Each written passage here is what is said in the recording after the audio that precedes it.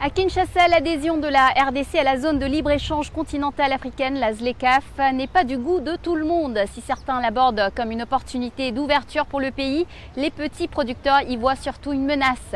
Ils craignent que l'économie congolaise ne soit tout simplement pas prête à lutter contre la concurrence extérieure. Pour comprendre ces réticences, notre journaliste Francine Mokoko s'est rendue à la chocolaterie Loa. Cette entreprise familiale s'est lancée il y a peu dans la production de chocolat avec du cacao de la province orientale de Walikale et quelques machines fabriquées localement. Regardez. Ce cacao en provenance de Walikale doit en principe passer par la décortiqueuse. Mais à défaut d'en disposer une, la chocolaterie Loa recourt à ses femmes pour ce travail. Des mains féminines insuffisantes par rapport à la quantité de la production. S'ils n'ont pas encore trouvé la formule pour fabriquer une décortiqueuse localement, Steve et son équipe ont déjà réussi l'exploit de monter sur place un torréfacteur pour sécher les cacao et une autre machine pour presser la pâte de cacao afin d'en sortir le beurre. Si un jour on peut arriver quand même à développer nos propres machines comme on l'a fait, c'est question de l'améliorer avec des ingénieurs congolais, on peut le faire. On pourra avoir des machines qui sont adaptées à nos conditions locales ici. Donc c'est possible, il y a aussi, on peut créer notre technologie locale et ça va fonctionner. Après cela, Steve et ses collaborateurs se dirigent vers l'autre coin de l'usine familiale.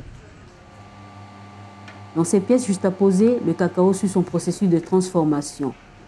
Une fois mélangé avec d'autres ingrédients, c'est l'étape de la mise en forme. Le chocolat est refroidi puis emballé. La chocolaterie Loa évolue dans un contexte de concurrence avec l'ouverture de la RDC à la zone de libre-échange continentale africaine. Affronter cette concurrence n'est pas une tâche aisée pour cette chocolaterie.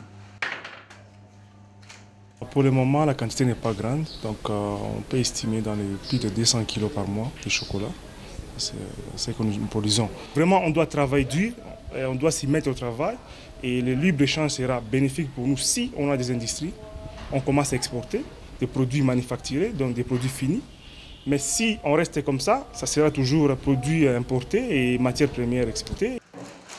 Bien qu'il soit devenu une pièce maîtresse de l'entreprise, l'idée de faire du chocolat n'est pas venue de Steve. Elle est de son père Alexis qui a passé sa vie dans les plantations de café et de cacao. Il en appelle ici un accompagnement de l'État congolais pour aider les producteurs locaux à s'en sortir. L'État doit nous accompagner. Il doit accompagner absolument. Il doit faire des routes. Il doit réduire ses taxes et appuyer des petits producteurs. Ce sont ces petits producteurs-là qui vont faire face à cet libre-échange. Parce que nous avons l'espace, nous avons la production et puis nous avons une clientèle ici au Congo. Avec notre population du Congo, on peut vraiment vendre nos produits même sans exporter à l'extérieur. L'ouverture de la RDC à la zone de libre-échange économique inquiète les producteurs locaux, notamment la chocolaterie Loa, qui redoute une concurrence déloyale. Mais pour les dirigeants, la RDC doit faire partie de la ZLECAf en dépit des difficultés et travailler en même temps pour élever son économie. Un pays qui s'estime ne pas être prêt à appliquer tout l'accord dans son entièreté, peut différer l'application de certaines clauses à plus tard. Et on donne à chaque pays 10 ans pour pouvoir donc se préparer. Et à l'issue de la période de 10 ans, le pays va se prononcer s'il veut demeurer dans l'accord ou pas. Nous ne pouvons pas travailler en vase clos. Nous ne pouvons pas évoluer en autarcie. Parce qu'en effet, nous sommes un pays dans un continent, nous sommes un continent dans un monde en pleine mutation. Et nous, en tant que pays, nous devons nous arrimer aux mutations qui sont en train de secouer le monde. On n'y peut rien. Pour cet économiste, l'économie congolaise n'est pas totalement démunie. Elle dispose d'atouts pour rivaliser avec d'autres pays du continent. Pour ce faire, il est nécessaire que les autorités mènent certaines réformes dans le but de mettre le pays au même diapason que d'autres économies africaines dans la compétition au sein de la ZLECAf. L'économie congolaise n'est pas une économie, comme qui dirait, totalement affaiblie. On trouve des biens ici et là qui sont fabriqués ailleurs.